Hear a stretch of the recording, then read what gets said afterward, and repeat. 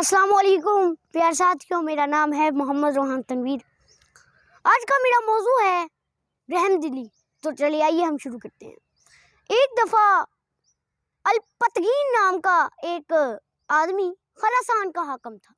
اس کا کوئی بیٹا نہیں تھا جو اس کے تخت کا وارث بنتا۔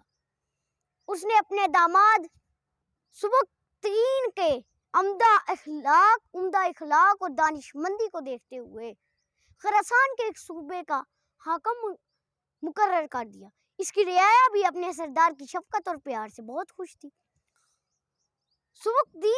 سبکتگین کا ایک بیٹا بھی تھا جس کا نام محمود تھا۔ اس کی عمر 8 سال تھی۔ ایک دن وہ شکار کھیلنے کے لیے دونوں باپ بیٹے جنگل میں گئے۔ کافی دور دھوپ کے بعد ایک ہنی اور اس کا بچہ ملا۔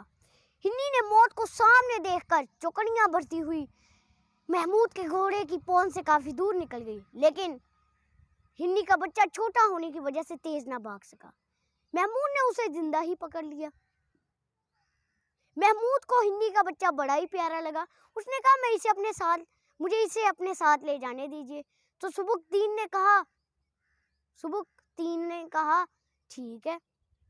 اور پھر وہ جب جا رہے تھے، سبکتگین کو یہ دیکھ کر بڑی حیرانی ہوئی کہ پیچھے کی جانب دیکھ کر کہ ہنی ممتا کی ماری روتی ہوئی آنکھوں میں آنسو لیے ان کے پیچھے آ رہی تھی۔